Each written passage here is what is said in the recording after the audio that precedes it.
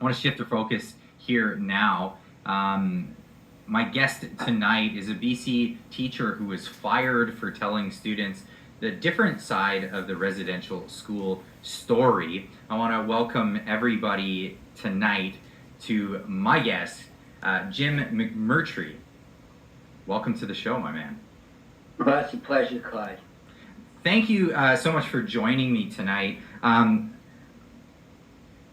We're at a point in our country now where you can get fired for telling children about what actually happened in a situation, but to indoctrinate them about sexuality and stuff is almost seen as the correct or proper thing to do. It seems that that's the direction we've gone. Can you tell me your story?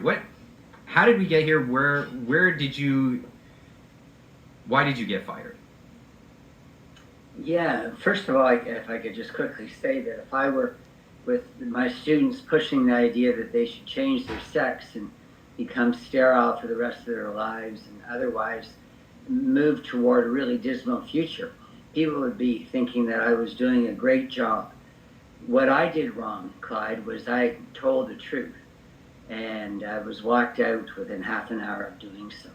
The subject is a rather sensitive one, Indian residential schools. And so in Canada, this is my feeling anyway, there are a number of taboo subjects. As a teacher, maybe starting when Trump was elected, just mentioning the name Trump could get you in really big trouble, unless you just said something horrible and exercised for 2 minutes of hate. If you don't do your, use the proper pronouns. You don't memorize the colors on the pride flag.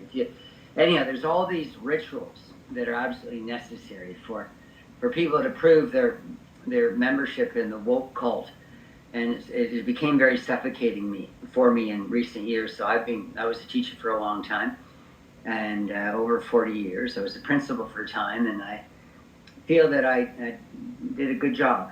And so I was surprised that I was eaten up by the woke mob, and in the end run out of school. So the particular thing that lit the fire behind my immolation as a teacher was that I said into a class the day that news broke across Canada, maybe not the day it broke, but it was the Monday after the news broke of there being 215 dead children in a Kamloops residential school.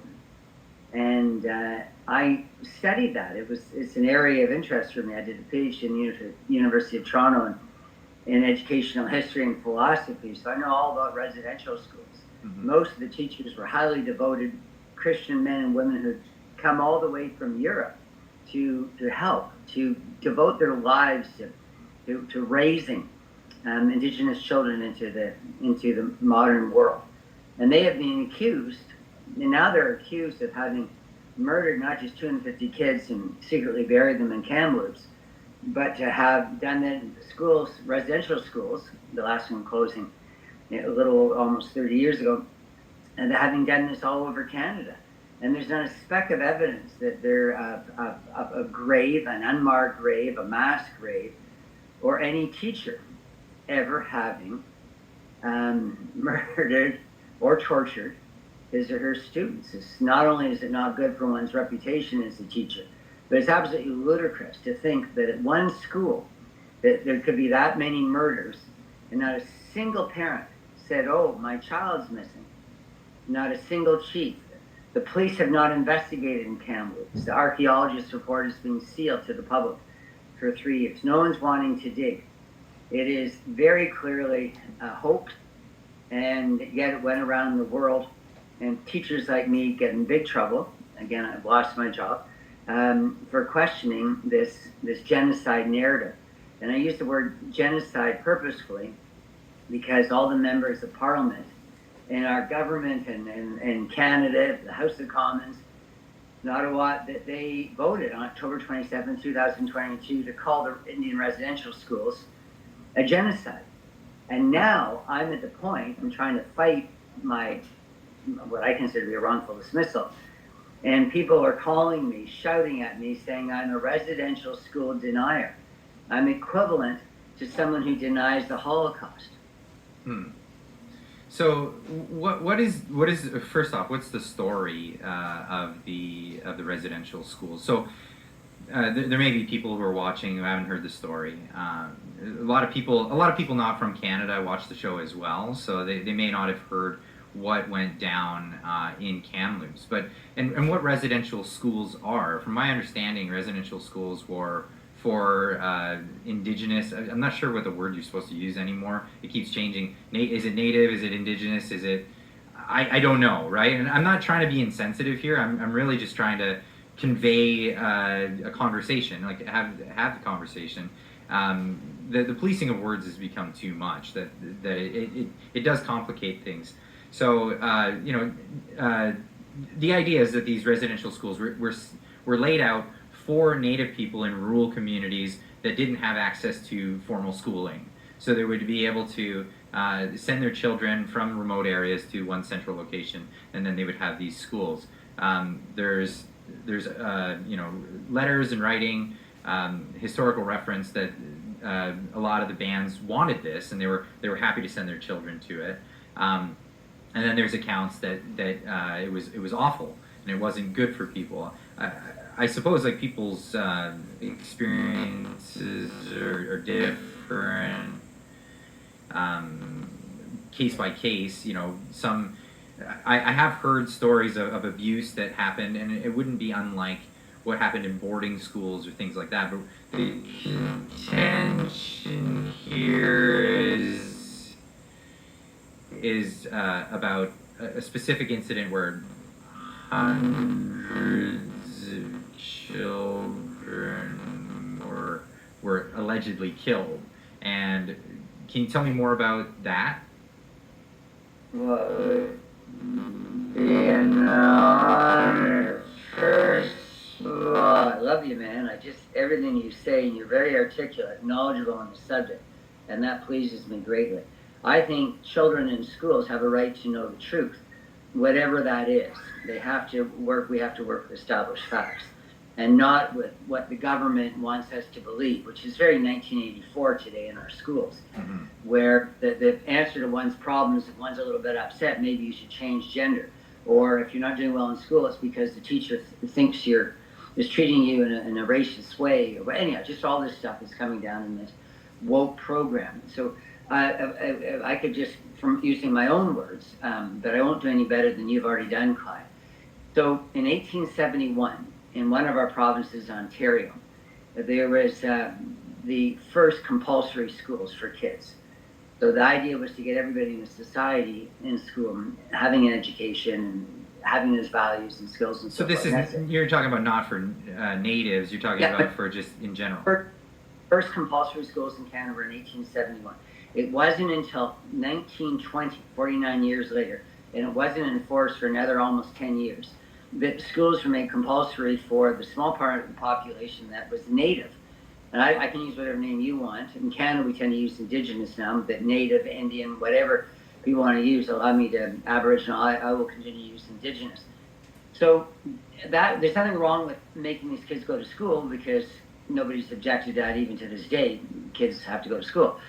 The problem was that many of these bands, as you said, were rural areas in the north and west of Canada, which even today is very remote, a lot of wilderness, a lot of areas where there's just nothing around.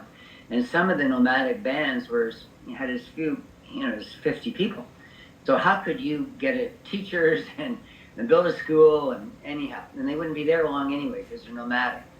So what they had to do, not in central Canada, not in the south, not in population centers, they had to find a place where they could bring kids to. So that was the residential schools. And sometimes Kamloops is just a city in British Columbia, but it's a small city in the middle of nowhere. There's just so much wilderness still left in Canada. So even though it was a small city, it was they had to bring kids from elsewhere in. So for a long time, the kids that were in those schools were kids that were put there by their parents. Parents had to sign an application form. And so the idea that it was equivalent to Auschwitz, the House of Horrors, where I've heard stories of kids hanging, kids being put into ovens, kids being put into electric chair, kids hanging, kids thrown into rivers, kids impregnated, their babies being burned. I've heard all sorts of stories. None of it is true. Over time, though, as we move into the 20th century, particularly into the early to mid 1900s, there were problems at the schools. The most obvious one were things like Spanish flu, and particularly tuberculosis, which really ravaged society. And so obviously there was loss of life at these schools, as there were at any other schools. The important point is there are fewer kids that died from disease at these schools than died on the reserve. Another thing at the same time was that increasingly First Nations, well, again, I'll use the word indigenous, First Nations, Native, Indian, whatever, the indigenous communities were really falling apart. And that was, to a large extent, our fault, if our ancestors' fault, in the sense that a lot of immigrants came over here. And the indigenous people couldn't live as they lived before. They lived off the buffalo, but over time, the buffalo got replaced by the cow, and which was able to feed many more people, of course. And so they were having a hard time. So their kids were being freely educated, either at a day school. They were never forced to go to residential schools, except for those that there was no day school possibility. But over time, as these communities broke down through alcoholism and just other unemployment, disease, and all sorts of other ills that were typical of society at the time, just poverty, that a lot of the kids that were being sent to residential school were kids that needed help. So they're the equivalent today of today's child welfare programs, ministries that help children out who don't have what they need to thrive at home, and including many orphans. So the kids that were in residential schools over time, many of them were very needy kids, and that made it difficult as well. But these kids, in Kamloops, where I'm going to come to in a second, they had a swimming pool, they had international trips, they had grad events, they had dances, they had all sorts of different trade programs, they had academic programs. They learned English and math and science and all sorts of things, and many of them spoke about their time there as the happiest time of their lives. For some other children, I bet it was terrible, particularly those away from parents, particularly those that didn't have parents or didn't really have anywhere where they're getting the love that a parent would give. So I'm sure some of those kids had a really awful journey.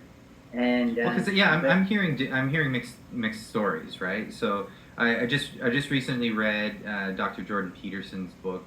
He mentions a friend of his in his book 12 Rules. He goes much more into detail about it in his podcasts. But he talks about this man who now does totem poles. But he opened up to Jordan and talked about his time in residential school. And it was an absolute nightmare for him. It was a real nightmare for him. But not that there was no murders or anything like that. It was just it was an awful experience for him in particular. And then I have a super chat right now in the chat here. Light Giver for $10 says, Clyde, I had a friend who is a Mohawk and was placed with his brother in a residential school. He said it was hard at first, but having food every day and a warm bed every day won him over. He loved it. So there's like mixed. It doesn't seem like a consensus sort of idea here that it was awful across the board. Everyone was treated awfully. Maltreatment and abuse. We can understand that there could have been some abuses in this.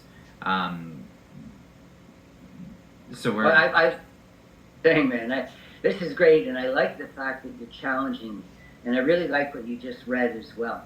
I would say schools today, not just residential schools, but regular day schools, you can find some kids that are so depressed, so unhappy with their lives that they kill themselves. The leading cause of death for children, if we include those who purposely kill themselves in car accidents. So I would say young people have a hard time wherever they are. You put them in a residential school, things can go wrong. That may not wouldn't go wrong in many households. But again, many of these kids didn't have a household to go back to. So I think if we understand that context. So what's really important to me is my story, and my story. Well, we'll come to it in a second here. But just while we're still on, and just such an honor to be with you, to say about residential schools. Why would Indigenous communities be fighting to keep the residential schools going right up until 1969, when many of them had already been closed? They wanted them. They were free. They provided, as that subscriber of yours indicated, they wanted regular food. They wanted an education. They wanted to be around friends. They didn't want the hardship of being on the hunt or living in a primitive hut through the winter. To have indoor heating and plumbing and all the good things that we had in our society starting more than 100 years ago, light at nighttime and so forth. So many of the kids were happy. Were all the kids happy? Of course not. And Canada has compensated. So for those that don't know this story about schools for Indians or Native people, for Indigenous people, it was certainly, the intentions were noble. It cost taxpayers money at a time the taxpayers didn't have a lot of money. It was through a time where there were world wars and terrible epidemics and so forth, particularly tuberculosis here in Canada. And so yes, it wasn't great, but the kids in the residential schools died at a much lower rate than on a reserve, because in the residential schools they had access to doctors and nurses and inoculation. So the idea that it was worse is just not supported by facts. So just people are going to have their own views. It's sort of like, well, I want to add something to that, because we're fortunate enough to have a paper trail in history, and when there's a paper trail, it's great. So there were letters from parents when the residential schools were proposed to close. There were letters from Indigenous parents requesting begging that they keep the schools open. That was something that they felt was a benefit to their community. Now, that's not in every case, obviously, but there are cases where that was the case, and we actually have the letters still in parliamentary, the library, I suppose, wherever we keep that as a thing. But again, this wasn't a great experience for everybody, and that's true. And what am I getting at here? Like the real complaint today is a new complaint, I think. So at the time, the arguments that were given in those letters were, we were happy to have our children become literate. We want all the benefits of access to education, because it benefits the greater society, as well as our personal families and communities. That was the testament at the time, or the sentiment at the time, in those letters. But now there's a different sentiment. The sentiment is that Indigenous people were subjugated, and they were taught to beat the native out of them, or this sort of concept of erasure of their culture, identity, and all of that. Is there any truth to that, or where do you stand on this? I think it's complete nonsense, because you can say that about any school. That most of the kids I teach, Clyde, and again, I've taught for a long time, I choose to be in areas where there are very few white kids, because it's fun for me meeting kids from around the world. So I've been at many inner city schools where there's not a single white kid in most of my classes. These kids are coming from all over the world, and they're being forced to learn English, and they're being forced to adopt to Canadian cultural mores. They're being forced through peer pressure and all sorts of whatever, just sort of forces in our society to conform, to fit in, to get a job, to have a house, to have a car, to provide for their children one day. All these things still exist. So if you want to talk, if anyone wants to talk about, this is a great point of race, by the way. But you want to talk about a cultural assimilation, that's still happening. Right.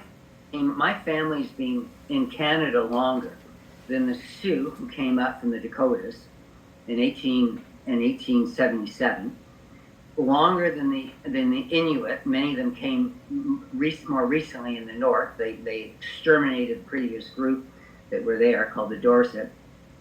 There are many native groupings in Canada, indigenous groupings in Canada, who are more recent than my ancestors. The Vikings came, as you know, to North America, to Canada, Newfoundland, in around the year 1000 AD. That's over 1,000 years. I'm part Viking, of over 1,000 years that ancestors have been here. In every society, there's cultural assimilation. So I don't agree with it, but you're absolutely right. That's what they're saying. But here's a better response to that. I'm saying, but what choice is there? The only people that were able and equipped to educate these children, to do it for little or no pay, were Christian missionaries, like people in my family. There are 4 missionaries in my family not so long ago, including 2 great uncles. So what do? So yes, they were Christian. Yes, they would obviously encourage people to pick up the Christian religion. They thought it was better than what the indigenous people had, and that was the time. As a teacher today, I never assumed that the way I live and the culture that I'm part of, the language I speak or whatever, is better than anybody else's. I might think myself, well, I prefer English to some other language, but I would never suggest to somebody else that my language is better.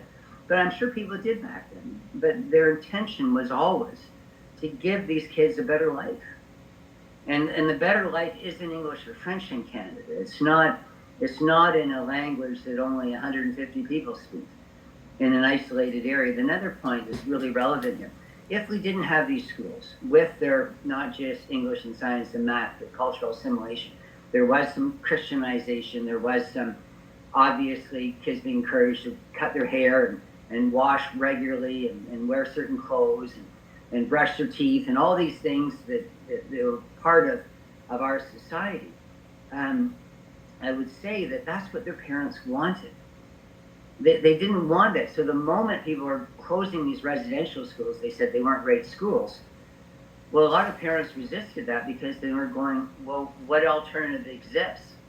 And even today, there are many students in places like Winnipeg, which was a large indigenous population north of Winnipeg in Manitoba, who fly into the city and are boarded and go to a local high school.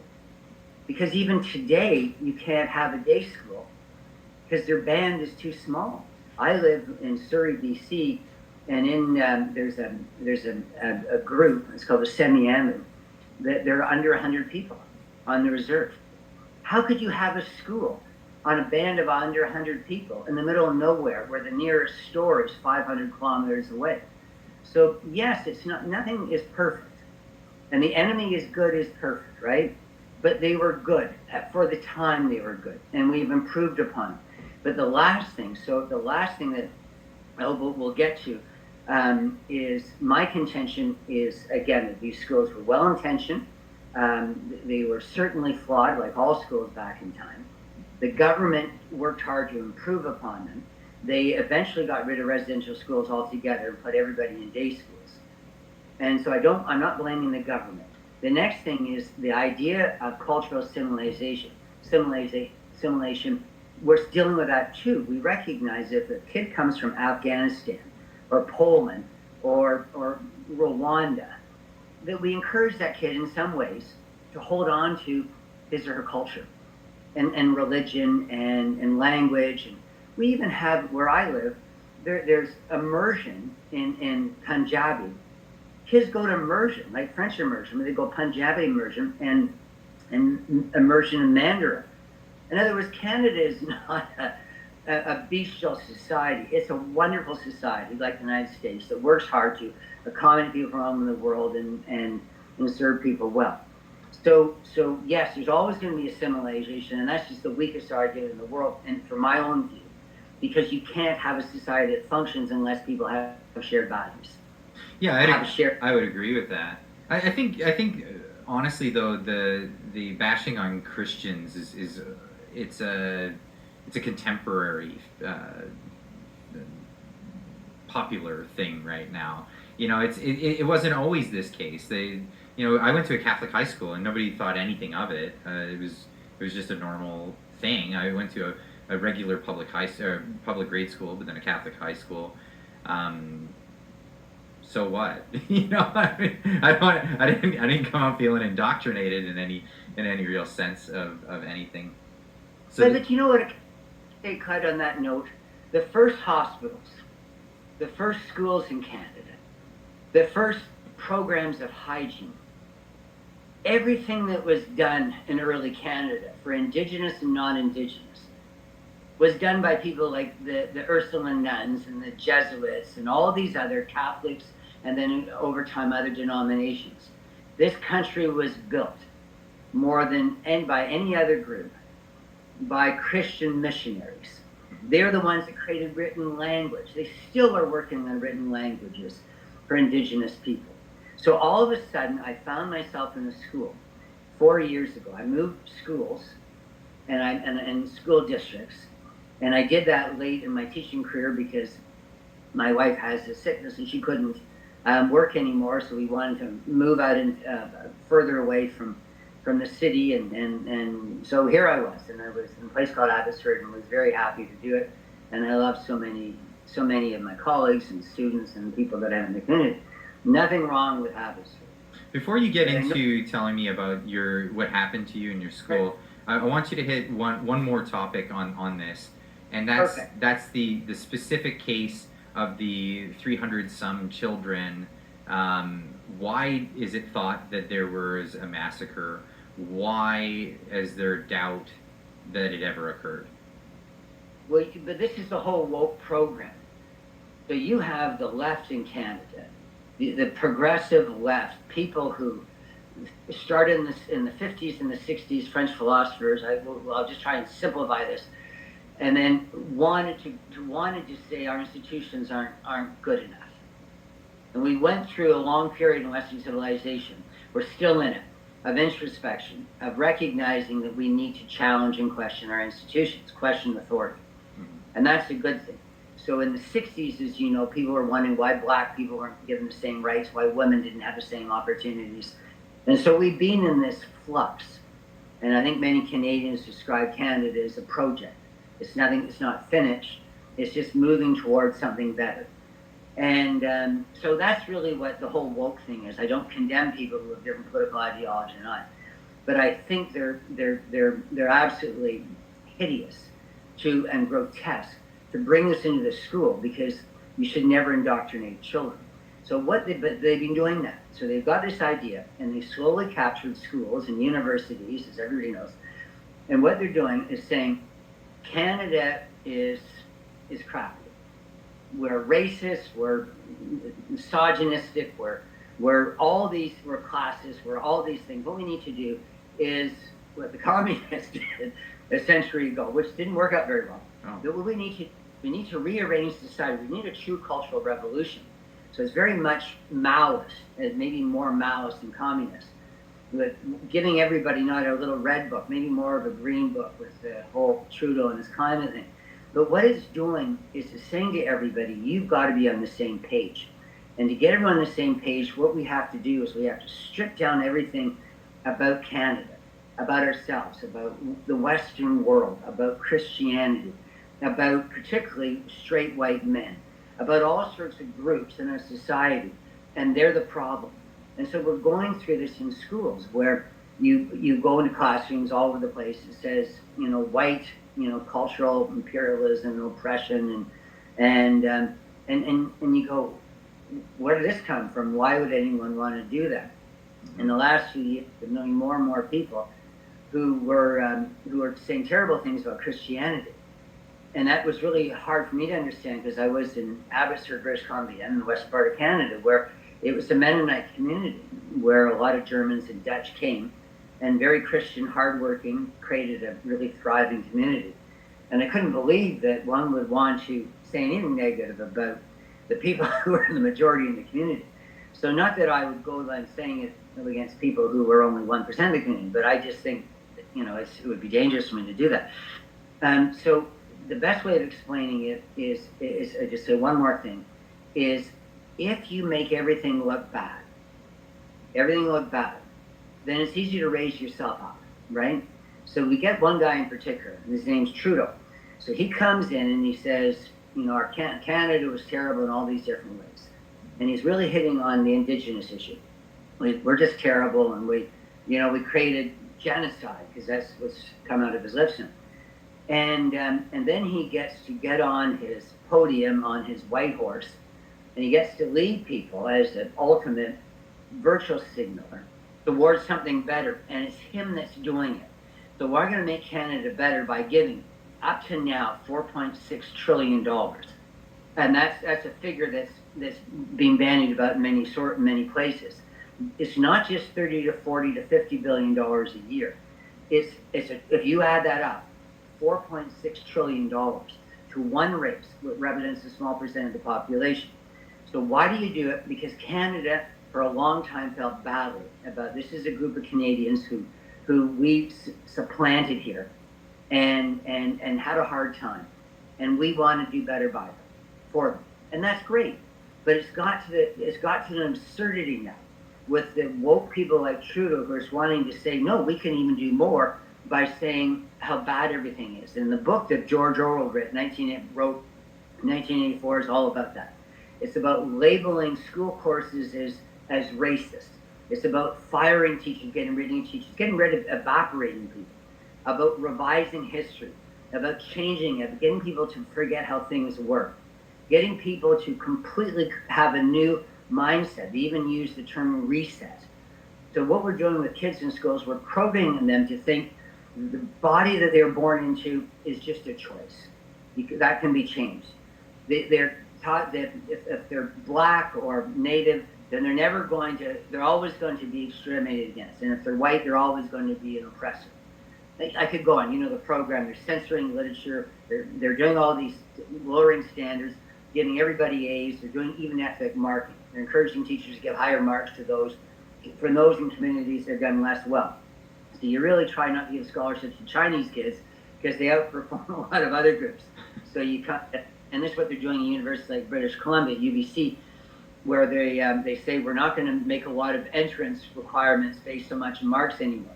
We're going to do it on resumes or whatever. What they're really trying to do is going, what religion, what skin color, what ethnicity, and my kids, they went into law, and when they applied for the University of Victoria, the application form was almost entirely one thing, which was what their ethnicity was, in great detail. Do they honor trans ethnic people? Well, Clyde. Earlier that I'm educated to be what I wanted to be, which is a teacher of teachers. So I said I got a doctorate, and I wanted to do that, and I never was given the opportunity. It's hard as a straight white male, and it has been my whole career.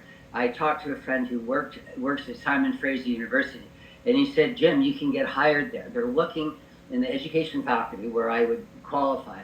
They're looking, but the person has to be transsexual. That's absurd. That's all they're hiring on. The merit is that there's no merit. It's simply, we'll get anybody that can say 3 words who's transsexual, and therefore someone can stand back and say, look at this faculty. We are intersectional. We have equal representation of all groups. I'm not sure if they have enough left-handed people or people with whatever, 2 big toes. But this is what we're getting. Society where we're trying to, again, it's communist. We're trying to level everything in such a way that we're getting rid of the values, the academic values that guided us in school, and that brings us back to schools. So if that makes sense to you, that we want to, there's an appetite in schools to say the reason black kids and indigenous kids and other groups aren't doing as well is because the school system is rigged against them. Well, it's a self-perpetuating, or it's a self-fulfilling prophecy in this whole thing. The way it's working in the United States with affirmative action, for example, for student enrollments to get in based on quotas on race, so they have to have a certain amount of black students.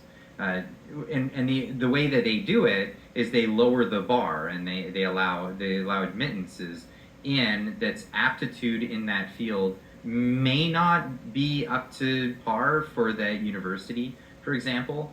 Not that not that there are it's not that black people can't do that. It's just that, and that's never the argument. It's just that if you lower the bar, what you're going to do is make the schooling so much more difficult for the people that you do admit. And then what happens is when those people struggle and say they can't perform and they can't get their way through school, they'll become a flunk or a dropout, and then the dropout rate seems like they're flunking black people more than any other people, and then it on paper they can turn around and say, look, it's systemically racist, that's why the black people are, and it's like, no, you're not seeing, like, people really want everybody to succeed, and that's the goal. But these measures are actually doing the opposite of helping success. They're setting people up for failure. But do they really want everyone to succeed? I think they want every group to succeed equally. Well, I honestly believe that it's in the moment they get the gratification of, I did something, like, look at me, and they could virtue signal over, look, I made it easier for African Americans or natives or whatever. Look at me. It's a self-aggrandizing thing, and they'll get the immediate dopamine hit, or whatever you want to call it. But then later the success rate goes down, and they're the contribution to that, and that it's harder to think more steps ahead. And this is why emotional reasoning is not always the best practice, but it makes you feel good in the moment. And that's kind of where that is. We're veering off topic. I did want to get. But you know what? As I'm talking to you, I feel I'm talking to someone who knows absolutely everything that's going to come out of my mouth and more. But I'm hoping that I'm being informative for people that might not have followed this as closely, particularly some people, as you're saying, that are following from outside of Canada, and many people that may not be from a school system or whatever, or be all that political. So I hope I've helped there. But I just want to ask you about Trudeau. So Trudeau finds out that if you go into school, that the most honor rolls are filled with Asian kids. Does he go, oh, Asian, there's privilege? No, he doesn't. But he goes into schools, he goes, okay, the Asians are doing well. Oh, but the blacks and indigenous aren't doing as well. So the school is racist. Well, if the schools are racist, why are the Asian kids doing better? Next, another example. Trudeau goes and watches an NBA game, and 85% of the players are black. Does he sit there and he goes, well, that's racist? I don't see any Mexican players, I don't see any Asian players, and I see very few white players, the majority still. Therefore, I'm going to make sure that we level, that we make it even for all the groups. We have this great communist plan of making every group equal. If not every individual, but certainly every group. Well, they still have the merit of athleticism in the NBA, so the best athletes gets the job. Far not. But this is what you're saying. You're just so dead right. What school only makes sense, and it's only fair. If I give your child, Clyde, who comes into my class, you're gonna have two expectations in me. You're gonna expect that I'm educating your kid, that kids not wasting any time with it, whatever it is. I teach French and English and history. The second thing you're going to be concerned about, particularly in the later grades, is that the mark is fair. You're going to be really unhappy. You don't mind if I give a kid 100%. But if I give your kid 60%, and the cutoff now for UBC or whatever is 88%, you're going to be unhappy with me. You're going to want me to understand that.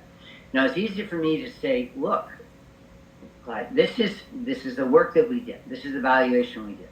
We had these essays and tests, and we had an exam, we had all these different things.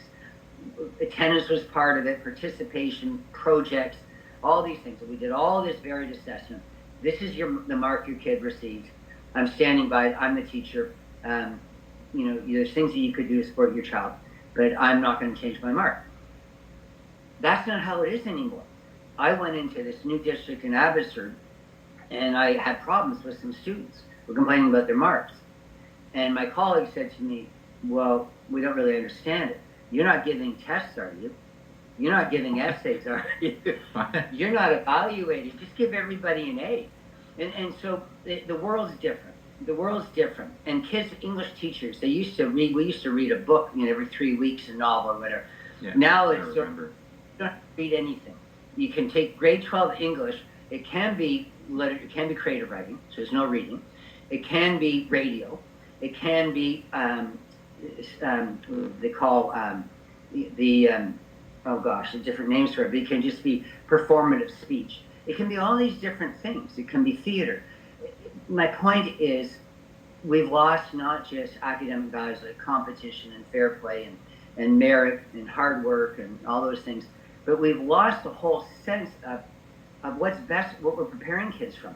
Because many of the kids that I teach in my last year before I was taught, I wasn't doing essays, I wasn't doing tests, I wasn't doing all sorts of things because I was so desperate to hold on to my job. Because everyone was being scared that if you get any parent or any kid upset with you in any way. And so that may be a sort of a nice segue to the next thing, which is my story, which is the still want to get back to the massacre, what was alleged, and why do people think that it didn't happen? And that's my story. That's part of my story. So, actually, and I need you to challenge me. Okay. Because this is an emotional thing for me. Because I've lost my livelihood at the time that my wife came. And so, it's a hard time. And now we're luckier than many because we're older people and there's other things we can, I guess, draw on. But it's a very upsetting thing. And so there's an archaeologist who listened to a story from an elder in Kamloops. And of course, this is all over Canada about how terrible things are. It's broken telephones, the nun was, strapped me. My grandmother was strapped all the time. She was educated by nuns. And that becomes worse and worse and worse. And then eventually, kids were hanged and anyhow, electrocuted, all sorts of stuff, hit with cables. And I've heard all sorts of things. So an archaeologist goes into this and she hears stories about the past that some of the kids were missing and didn't return. But in Kamloops, at the residential school, they kept careful records because you got paid per child. So there was regular inspection. The inspection would come once a month, check up on the kids. The doctor would come once a month, the nurse once a week or something. So there was always people checking on every kid. There was never a parent again who said, my kid's missing, my kid's missing. The Kamloops residential school is right in the middle of the reserve. It's also in the middle of the city of Kamloops, Kamloops. So this idea that there could be 215 kids murdered and no one would ever notice is absolutely absurd. And by their teaching, wow. So all of a sudden she goes out there with a GPR, and she's very young and she's very woke. So what I'm talking about. What is a GPR? A ground penetrating radar. Okay. And so there's little things that people go on beaches with, and they're trying to find a cord or whatever. It's a little bit different, but it's a radar thing. And it all it does is it detects anomalies. There's something that's a disturbed ground underneath. And it could be a grave, but it could be 100,000 other things. And in Kamloops, what most people who've studied it, and I've been in communication with all sorts of anthropology and history professors. I'm part of a research group that's pan-Canadian. Lawyers, judges, all journalists, all sorts of people that are like me, thinking this is just an absolute outrage to falsify history. That it's a 1924 sewage trench. That they just sewage. All places have pipes going in and out of houses and buildings. Mm-hmm. And so if you look at where she said there were 215, they're all in a straight line. They're all evenly apart. And the reason she said, and others said they must be children, is because they were shallow. But that's not true. You never dig a grave 2 feet deep because the animals will get it. So that's why we dig 6 feet down. I thought it was 5 feet in Canada. I thought that was... Say 5 feet, but it's okay, not... Yeah, no, I'm not challenging you on that. I heard that from someone. You're a very smart guy. I want you to challenge me in everything because that helps me out. Okay. Because I want to show you that I'm not a robot here. That I have a very deep understanding of this because I've had very little to do for 3 years since I've been fired. So I've read a ton of books. Mm-hmm. And you're talking about Jordan Peterson, and I've read everything by anyone who's commented on this. And so people know that that's what it is. It's not rocks, it's not tree roots, it's a septic bed. And it's one that's just not used anymore, it's just left in the ground. And they're evenly spread. Oh, I see. So a septic bed, that's where you would have some sort of bacteria or whatever to break. No, they didn't pick up it. Haven't done any of that. That's interesting you say that. All they've done is radar that says that there's something in the ground that's not normal. No, I mean how a septic bed is aligned. So it would have your septic whatever juices go into that, and then bacteria breaks it down, and that becomes the. Sure, but I don't think it really releases that. My understanding is septic things. You run things through a septic bed, but you run it through a sewage pipe. Out of my house, we flush our toilet, and it goes all the way down to a septic, container somewhere, and then on and on to an even bigger one. So there was no release. All I'm saying is it was shallow, and the only reason it was shallow is because this is what they have. Well, the easiest thing to do is to dig. Yeah, you would assume. And the easiest thing to do is to say to the police to investigate. 215 kids were murdered. A lot of those teachers are still alive today. Go after them. The police are not investigating. Wait, so this was supposed to be recent? This wasn't supposed to be 100 years ago? Oh, okay. So this was supposed to be, the school closed in 79. So it could be, so if you go 21 and 24, that's, what is that? It's 45 years ago, right? So my point is some of the teachers could still be alive. Right. So if there are 215 dead children murdered, then you would think you'd want to have accountability. The archaeologist report is sealed. Nobody can look at it. The community is not allowing anyone in. They're not even allowing people to fly over. You can't even put drones over, anything over. They have got it's a conspiracy of the whole Canadian government, in the sense that they've got every arm making sure that nobody ever digs. So you can't fly over the grave site. The police are not going in. I've talked to the police. They give a standard answer because they're very nervous. They're saying that we've given an investigation over to the First Nation. And they go, oh, how often does that happen for murder? 215 kids getting murdered. That you go, oh, well, let the people who might have committed the murders investigate. Because if it's right there in their community, maybe some of them are responsible if there's dead bodies. So why would you completely absolve yourself of responsibility for 3 years? Because this was reported in 2021. So the whole thing is absolute nonsense. But of course, right away the government gives them tens of millions of dollars, and then other bands go, oh, that's a good idea. So they start claiming the same thing, that they've got unmarked graves. And they've dug close to 20 different sites and reserves all across Canada, and they haven't found a single unmarked grave. Unmarked means that there wasn't something that nobody knew about the child being there. They haven't found a single body that wasn't accounted for.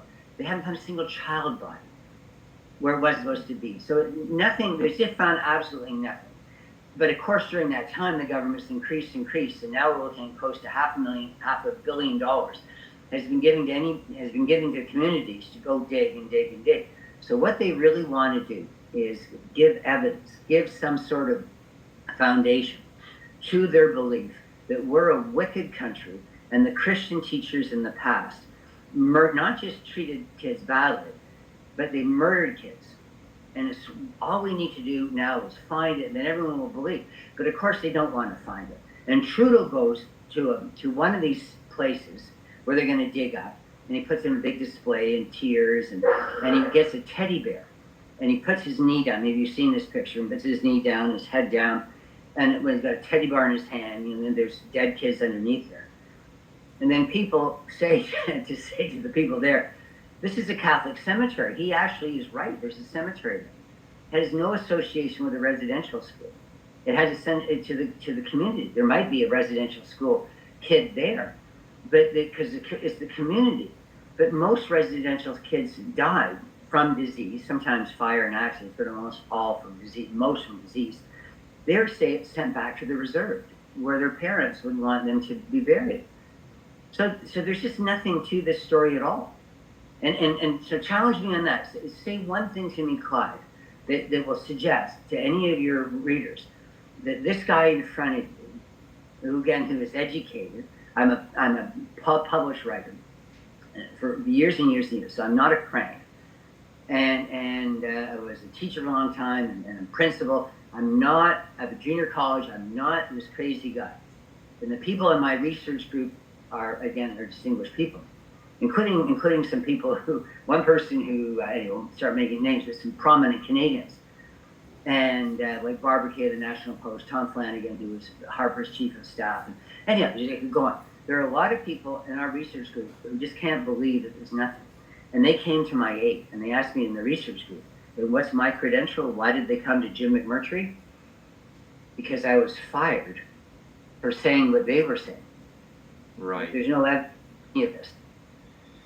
So that's crazy. I mean, extraordinary claims require extraordinary evidence, and we're getting none of that. So normally, if you had a claim, if there was any sort of claim similar to that, most people would say, well, provide proof. And before we have a national holiday over this. Like this is that Trudeau likes to go surfing on, apparently, and we have the yellow shirt or the orange shirts and all of that stuff.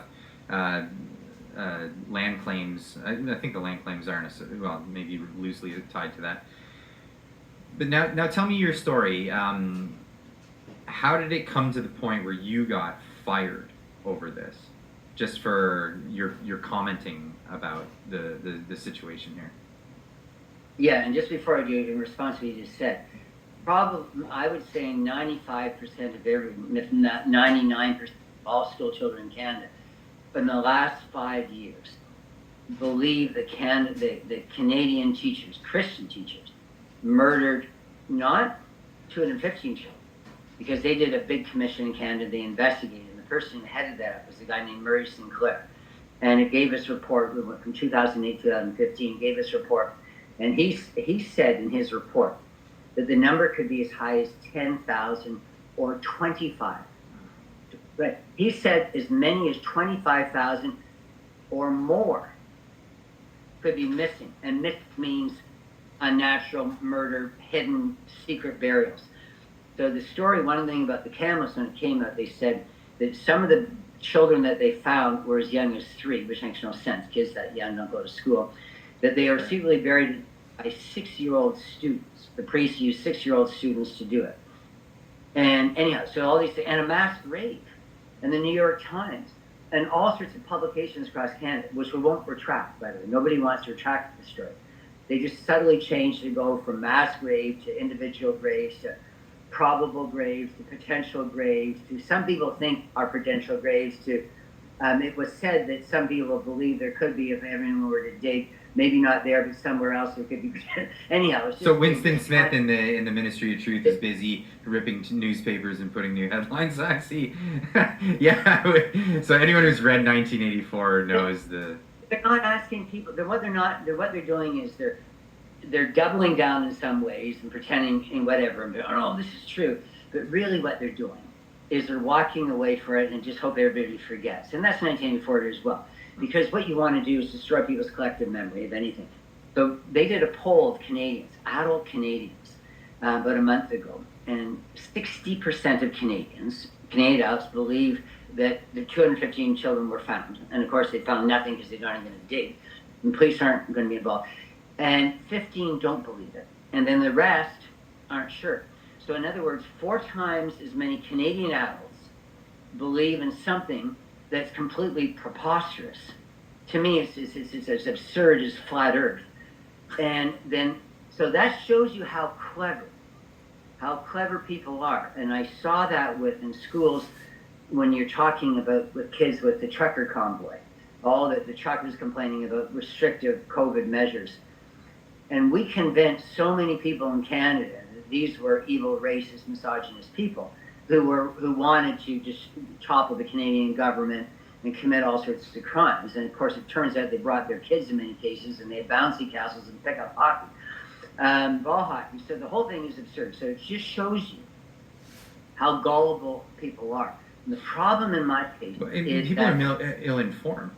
They're absolutely ill-informed. This actually reminds me of a clip that just resurfaced of Trudeau when he was on his trip to Alberta recently. I'll play this really quick. This is really informative.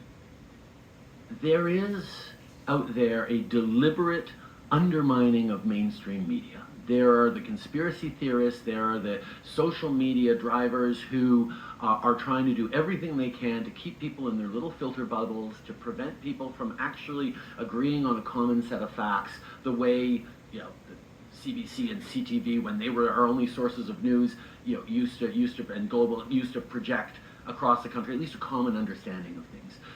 So this sounds like the common understanding, the common facts that have been projected on people, and then that sways their opinion. So you talk about this poll, 60% of people believe that this absolutely happened. Whereas once you start actually digging into it, like you said, it went from certainty to anomalies and a lot of different steps along the way. But it's the narrative that's most important, it seems like. But politicians want to be, you said, ironically, you said when people start digging into it. My frustration, Clyde, is that they're not digging into it. Mm-hmm. Because I could be wrong. I'm educated enough to know that there's a lot I don't know, and a lot of knowledge keeps changing. We know more about history the further we get away from it. They could dig tomorrow in Kamloops and find 215 little children with stab wounds and whatever, and all of a sudden I'm wrong. Yeah, and you have to accept that. You have to accept that and change your worldview. I would willingly accept it because I have I'm not trying to impose any set of facts on anybody. I'm a truth seeker. I'm a teacher. And teachers are in the business. I tell my kids that 2 + 2 is 4. I know there's teachers now that are saying math is Western and it's racist and we shouldn't trust it. That's crazy. I'm sorry. Orwell story name it was 2 + 2 was 5. So just my story. This is that because I'm worried at any moment all of a sudden I'm going to disappear from your screen. But I want to get to my story because I think it's the most cap of all, and it's very short. So, but we have the backdrop, and you've led me beautifully, and you've made sure that I don't leave things out, and so continue to do that. I want the audience that's viewing this to understand the totality of the story, and so obviously, like I'm trying to guide the conversation as much as I can. I don't want things to be left out, and there's things that I don't know that you're informing me of in this as well. Well, kind of one thing that I just challenge you on. It's not you personally, because this is my area. You're probably 10 times smarter than I am and everything else. You speak too kindly. I asked you to guess how many priests were convicted of sexual assault against Indigenous kids, because every Canadian school kid has been told that they are rampant with sexual abuse. That's a really terrible thing to say to kids in grade 2 and 4, to think that adult teachers whatever might sodomize them. And anyhow, so this is what we're doing. So I just like your viewers to know there are almost 150 of these schools, different numbers, probably most precise 143. Over 150 years. We'll go 150 schools over 150 years. That's not only murder and all this sort of stuff, like Auschwitz, but the sex, man, it was just non-stop, raping kids, getting them to perform fellatio on them. So my question is, take a wild guess how many priests, because there were a number that were charged when this all started happening and they went after people. Guess how many were convicted, where there was evidence to convict? I don't know the answer to that. Years. I went to a Tony private school in Toronto called Upper Canada College. And while I was there was a teacher who was sodomizing male students.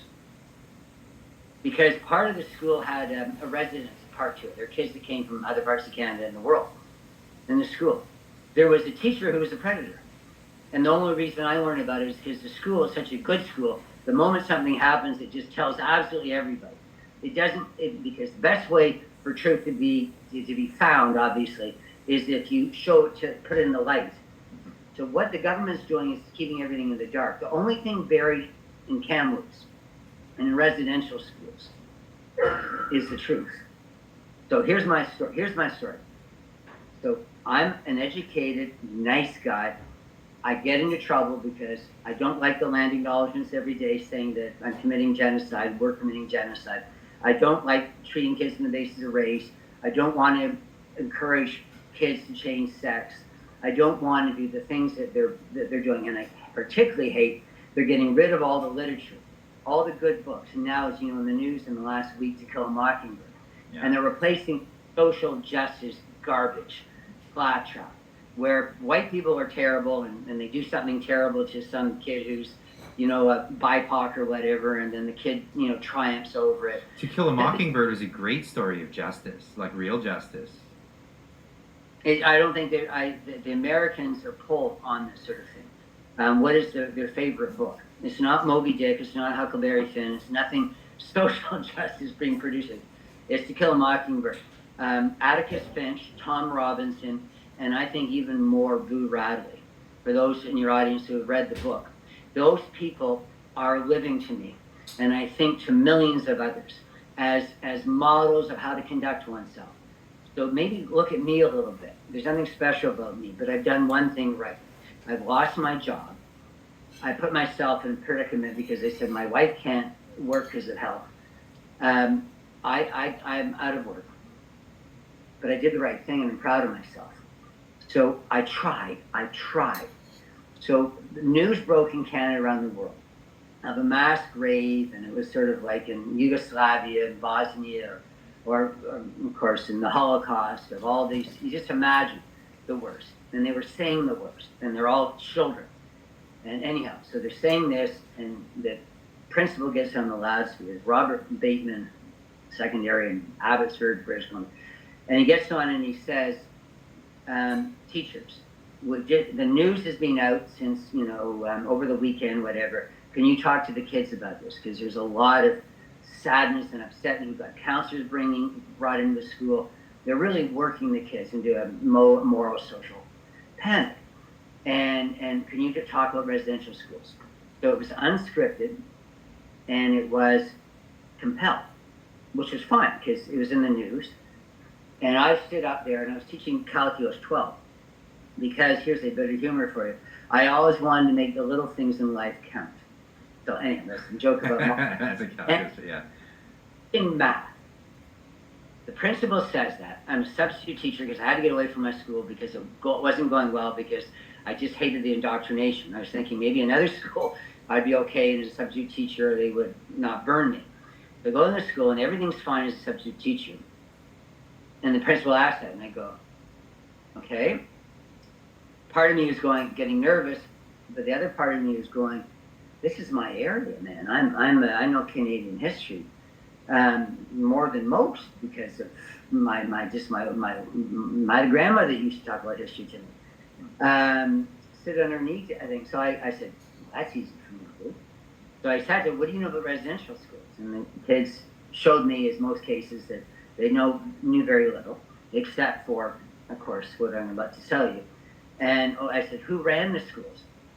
And they said things, and I said, well, no, you're wrong there. Some kids said the government. I said, if the government paid for it and supervised it, but the schools were completely separate bodies. Some schools were great, some schools were probably pretty bad, but a lot of that depended on all sorts of circumstances. It had nothing to do with the government.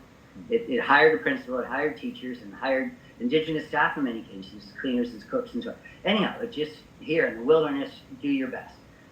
And so we just talked about it. And they got a sense with me that I wasn't saying the right things. And they said, well, you're not talking about, you're just talking about the schools. You're not talking about all the murder and all that kind of stuff. And I said that the priest did. And I said to the kids, I said that I wasn't going to cast aspersions on any churches. I didn't think that was part of what I was asked to do, and I wouldn't do it. I don't believe that I need to say anything negative about anybody. So I'm not going to talk about the churches outside of the fact that they operate the schools. What I want to say here is just what the residential schools were meant to do. And then some kid interrupted me and said, "Oh, you're it was cultural genocide." Then all of a sudden they had a lot to say, so they knew nothing about the schools, what they did. They just knew about all what's being said. The allegations. They just knew the allegations. the ghost story. They know the ghost story. And so they said this, and one kid said cultural genocide, and I'm going, thinking self-preservation. I said, yeah. See, as a teacher, you never really tell kids they're wrong. That's bad teaching. Right. You thing they've said and you build on it. And I said, well, you're not wrong. I said, I may not use that term myself, but it was forced cultural assimilation.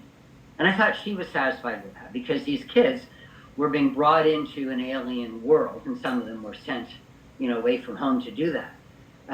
So anyway, she seemed content, but she was challenging, and then I kind of was getting nervous. And then another kid was really stirring, and she said, you're not saying that it was all about the murder. And I said, well, what do you understand? What do you understand about the news, about finding this mass grave and stuff? I said, I don't really know much about the news. What do you understand? Because I just had heard about a mass, I didn't really know much about this thing, about the precise details. And he said, what do you understand? And I said, all I can speak about is residential schools generally. And that generally, right across, it was those who were enrolled and died did so from disease, particularly tuberculosis. She went so angry, and she looked at me and she said, how dare you say the priests, they tortured and they murdered kids and they left them out in the snow to die. And I said, I think we need to move the conversation to somewhere else. And I said, well, just let me make this point. And I talked about 100 years ago, 150 years ago, there was a lot of death in these schools and in regular society. And I said, it'd be 1 in 5 children wouldn't make it to age 5, just 100 years ago. And so I said, at that moment, Clyde, I thought my job was to take them down from the ledge. There was so much indignancy and anger toward people like me, I was a substitute teacher, so I was a stranger.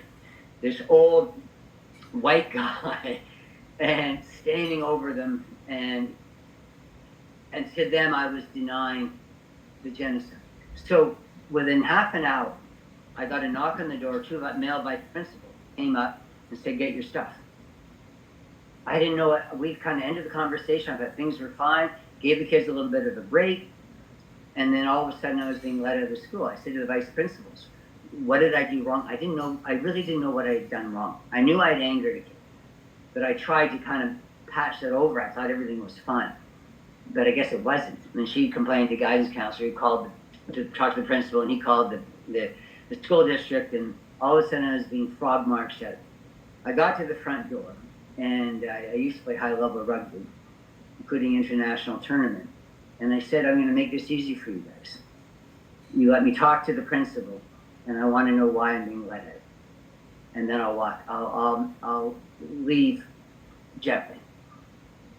And they allowed me to do that. And the principal said something completely inane. Said, it was always something you said. It was just they didn't know you because you're a substitute teacher. I guess frog marched out for that. Yeah. But this is my thing. And the next day I was suspended, and which was for 8 months. I haven't worked since. And no one there in the average school district has been willing to have a conversation with me. And I have nobody on my side. My union all believes in this stuff. They have told teachers as recently as last September 30th, the national holiday, and remember all the kids that were in these unmarked graves and died, and like everybody's still playing this idea. The union, my employer, obviously, the government, the regulatory body that wants to ban me for life, which is inevitable, and of course newspapers. Everybody was going, how dare you go against, it's like being in Putin's Russia and saying the word war and not special military operation. All of a sudden you're being marched off to jail. And this is how I felt, and how I still felt. So that's my story. So I had 2 choices, Clyde. I had 2 choices. I was told by my union, if I wanted to teach again, to take a knee, mea culpa, to show that I'd done something wrong in one way or another. And I said, well, I haven't done anything wrong. I told them the truth, which is they died from disease and not murder. And that wasn't enough, but they supported me. My union's got a lot of nice people in it. And they convince others to say, look, he's still a teacher, he didn't say anything that was wrong, support him. But even today, I don't feel that I have the support from anybody except for my wife and son. And people in the research group, and then people, I have over 10,000 followers on Twitter, and I get support there from a lot of strangers. But in my life, my colleagues, my students, that were in Abbotsford, people I work for, my government, all sorts of other people that I've appealed to, whether it's trustees or ombudsmen in BC, members of parliament, everybody doesn't care about me. But, so I had a choice. Just saying that I did something wrong, that apology, and then all of a sudden everything's forgotten, and the woke mob moves to its next victim, right? Because they're like a medieval mob out in the street looking for someone to burn. That's from Rowan Atkinson, Mr. Bean. So they needed to take a piece out of it. And I said to them, as I'm saying to you now, I don't lie to students. Mm. So, did they tell you that, you know, if you took the knee, everything would go back to normal, you'd be able to have your job back? And Still telling me that. They're still telling me that. Because they're do you believe that? kindly- Do you believe that even if you were to succumb to that and go with their will, that you would even? Because I've seen this time and time again. People get canceled, and then they kowtow. And like, I'm not even using that as an analogy. I'm like literally using the language of the Chinese communists. Kowtow to this struggle session that you're going through. Like literally, you're going through a struggle session. They want to shame you. They want to put you in your place, and force you to make their opinion. Now, I like the fact that you do say you could be wrong. And if you're wrong, obviously you change your worldview about this. But that's what science, Clyde, that's what science is. It's humility. Mm-hmm. It builds on you stand on the shoulders of giants, and someone's going to stand on your shoulders one day and see things differently or better. I have nothing that's absolute in my belief system. As a teacher, kids have a right to know, to the best of my teacher's ability, the goods. Whatever that truth is, whatever that science indicates. And now they're saying, no. We have indigenous knowing, and that's equivalent, if not better, than science. It's interesting, during COVID, people weren't running to people on reserve saying, help me, I've got COVID, find a solution. But they're doing that in schools because they have to so much discredit everything about people like me. Old, white, male, straight, Western, Christian, all these things. Christian family. I'm not going to say what I am philosophically or religiously. I'm just simply saying from a Christian religion. But my tradition, all I'm saying is they want to stain all that. And then Trudeau, of course, gets his votes from the Muslims and the other minorities. He knows what to do. Well, he's losing them too. So he's losing all of them as well. So that's what happens when you go woke. You go broke. Mm-hmm. You really do, because you divide people. And eventually enough people, once you start doing that, you go for you pretend you're there for the Jews, you pretend you're the Muslims when they start fighting with each other. Or when the indigenous people start lying themselves with Hamas terrorists who tie women to trees, rape and kill them, then you know you got a bit of a problem, because you don't really want to associate with both those groups. So what do you do when you have indigenous people or marching with Hamas supporters in Toronto streets or Vancouver streets? So this is complicated. The easiest thing to do is just tell the woke people they're absolutely lunatic to divide people and to think that people should be judged on basis on the outward characteristics and not by what's inside them. And that's what Kill Mockingbird we talked about earlier teaches. It's all about character. That's what Martin Luther King taught us. So the whole thing is just that woke people 10 years from now will pretend they were never woke, because they're going to be derided and mocked. They'll be laughed at. Yeah, it's a bit of a cultural contagion phenomena that we're going through right now. And people are becoming quite prejudiced about it. It's obviously they're not prejudiced. Well, I mean, yeah, they could be prejudiced for those reasons, but prejudice against anyone who doesn't fit their ideology. There's that what a lot of people are bringing up. We want diversity, but what about the diversity of thought, the diversity of belief systems, the different things that we all believe? I mean, when I was growing up, for example, I grew up in Windsor, Ontario, and it's a hotbed for immigrants. My parents are immigrants. I don't consider myself like old stock Canadian or anything like that. My mom's from Scotland. My dad's from America. I'm a first generation born here Canadian, and I grew up with a lot of people whose parents came from all kinds of places who are in the exact same position as me. They were born here, that sort of thing. But the '90s were a different time. We were trying to bring people together in the 1990s. That was a totally different thing. It was all about sharing each other's culture, but all under one umbrella. We're all community in Canada, and we all work together. And that was the whole concept then. This woke ideology is different. It's about recognizing those differences, but then using them as reasons to pit each individual group against each other individual group, and it's awful. It's tearing Canada apart. And this is just one more example of what that looks like, the tearing apart of people in our society. And I love what you said earlier, that so for your international audience, so now this fake event of finding, they didn't find anything, and there certainly never was murder, even if they found anywhere, somewhere, and it's a national holiday, and after they apparently found the graves, they put the national flag down for over 5 months, and Trudeau's just eating it up and going, look at me, I'm going to make things better. All the other prime ministers before me we're just horrible racists towards Indigenous people. So, but I'm different. Look at me, vote for me. I'm something special. And where does he go on the second anniversary? He's, as you said, he's surfing into Fino, but telling the media that he's in his office in Ottawa working. Yeah, lamenting what happened in Canada's history. Yeah, mourning over this terrible thing when he's out, partying. Like the whole thing is there's nothing. This is just politics is smoke and mirrors, but teaching shouldn't be. That's who I represent at this moment, because I think I'm the only public school teacher that anyone knows is being fired for saying the truth. There's nothing else about me.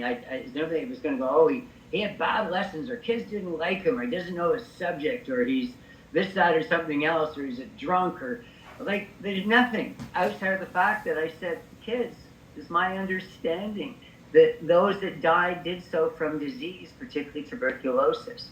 Mm-hmm. And I don't think I'll ever teach again. It's been 3 years, and everybody's saying I'm done. I'm getting to the point where I go, yeah, my union years ago was right. It was the hill I was going to die on. But it really is a little different. My career died on that hill, Clyde. But I didn't die on that hill.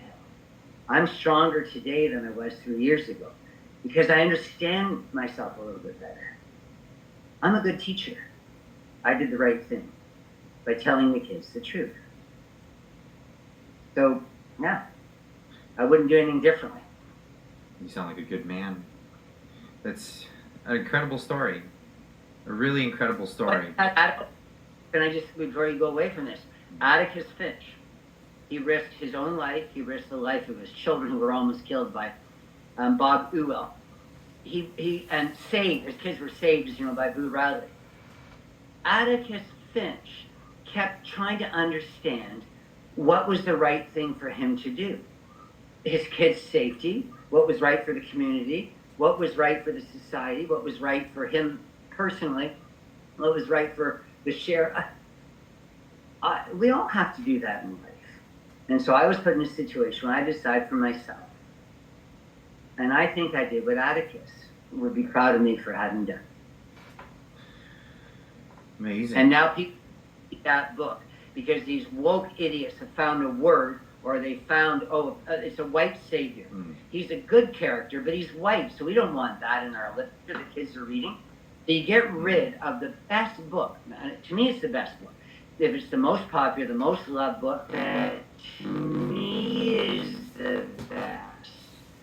because reading isn't about who, War and Peace over 600 pages, or Northup Frye reading, the code or something that you feel and understand. The best books for me are the ones that transport the most people into a world of fantasy and delight and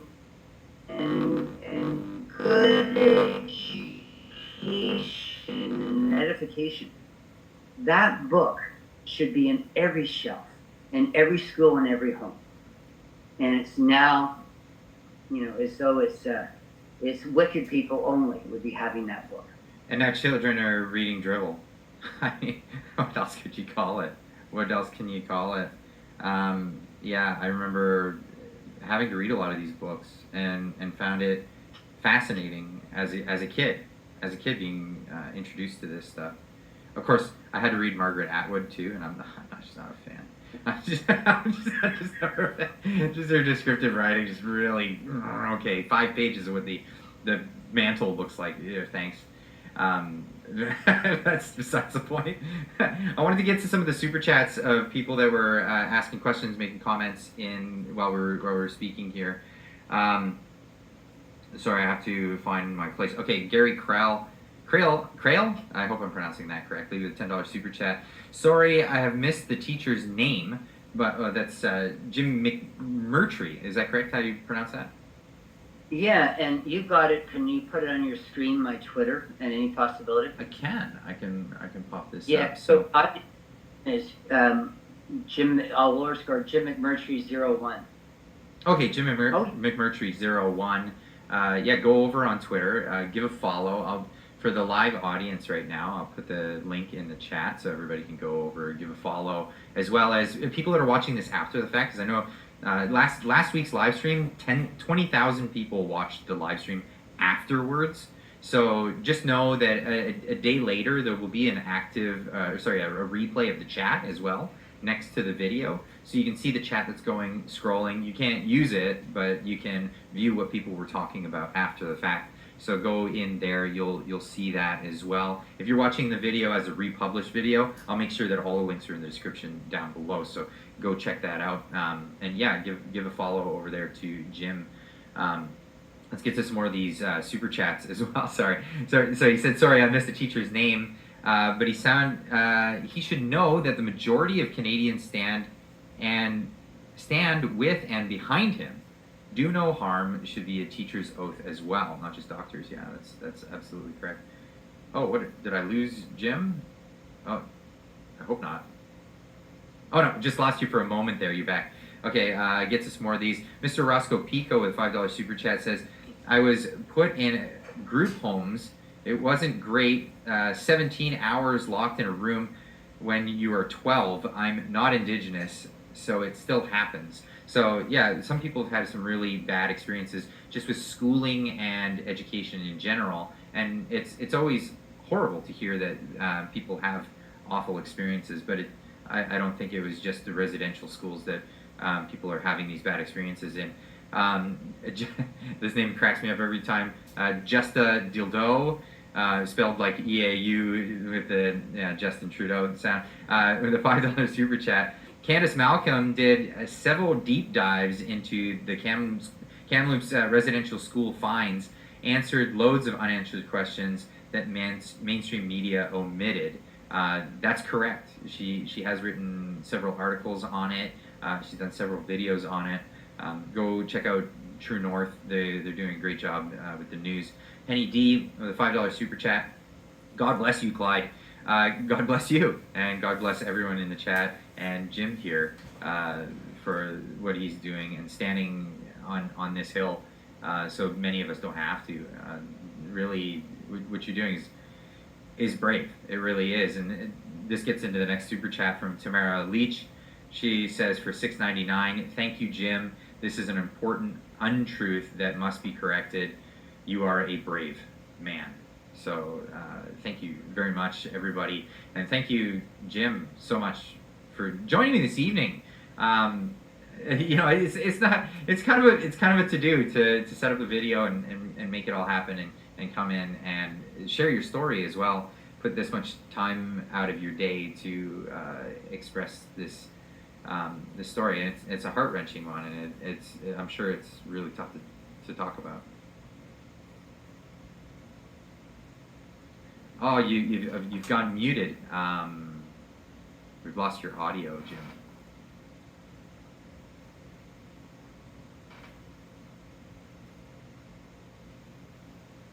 No, it's not. I don't know. Something happened. You dropped out for a moment before, and then it came back. I'll let Jim figure that out. As soon as I can hear him, I'll let him know.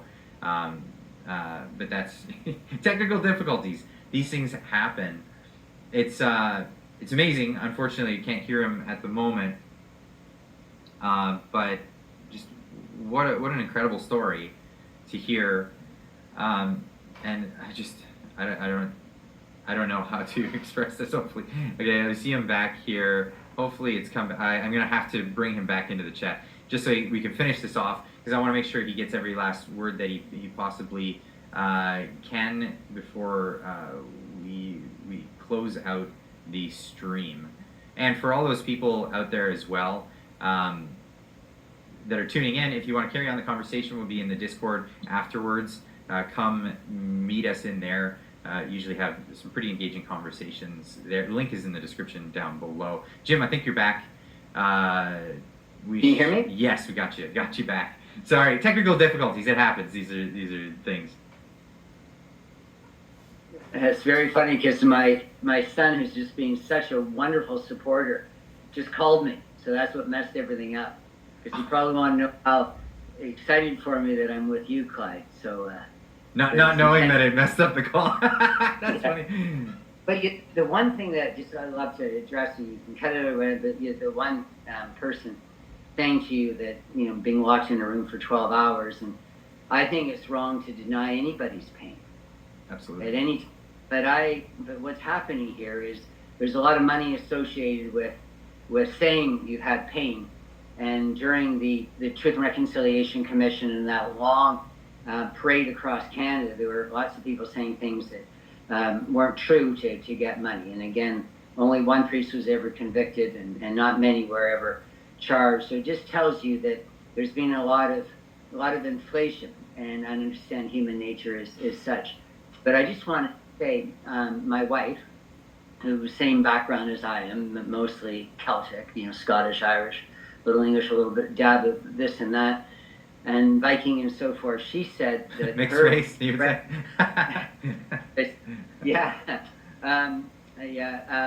race. Yeah, there's lots that used to say to people that I come from a mixed race family. My mother used to be a sprinter, my father a long distance runner. But but we're all mixed, and the reality is it's just absurd. Well, I did my DNA test, and I'm 2.7% Neanderthal.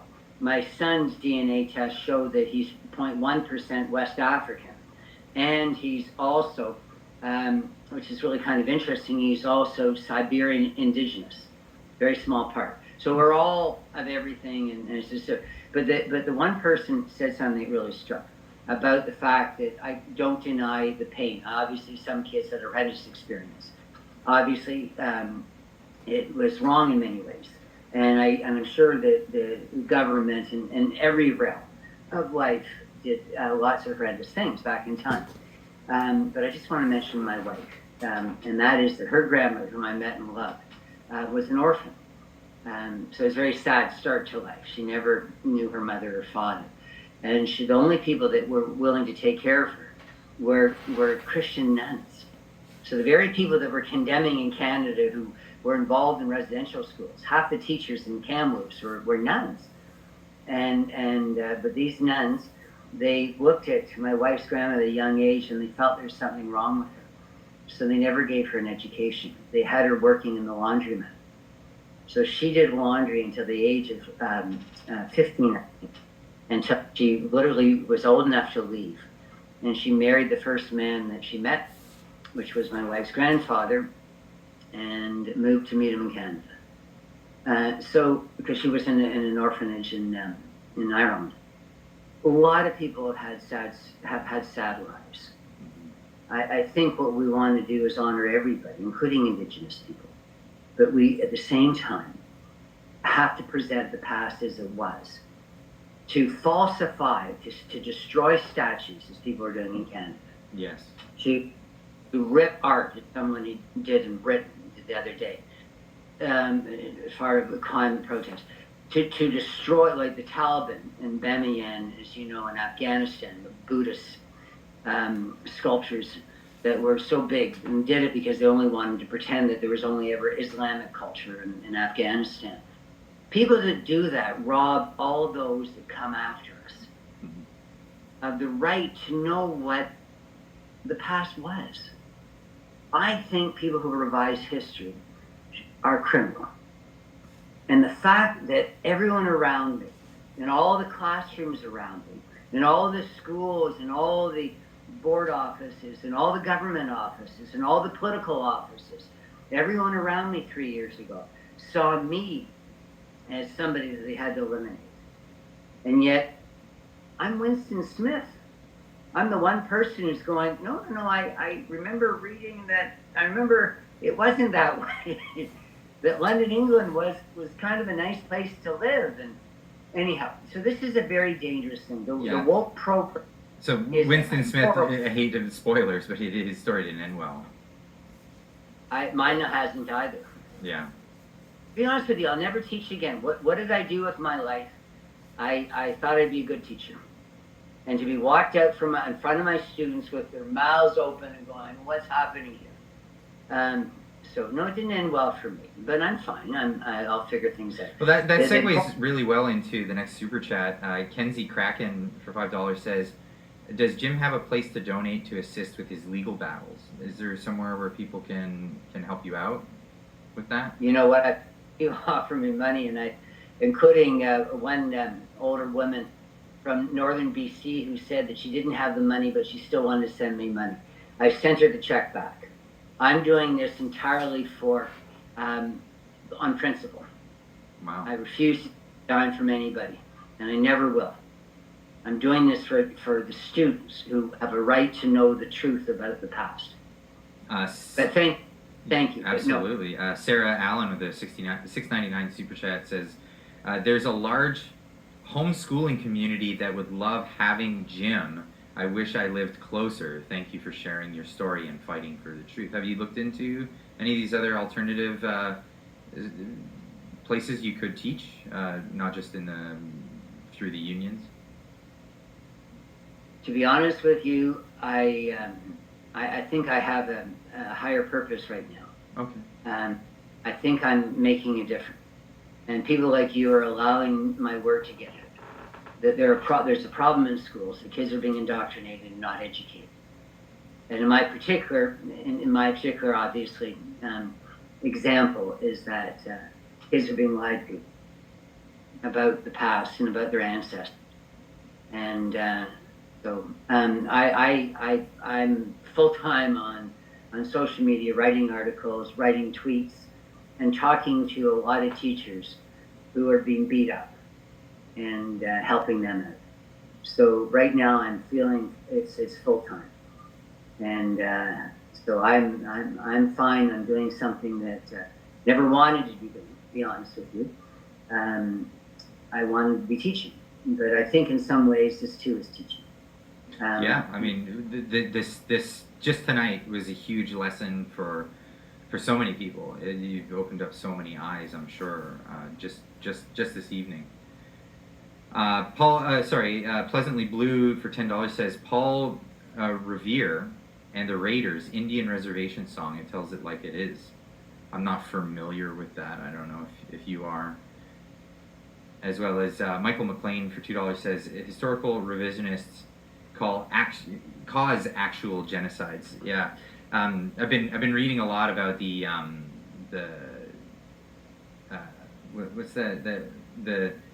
article or the Elders of Zion propaganda thing that came out years ago, and the origins, where it came from, and how it was a fabricated piece of work to demonize an entire race of people.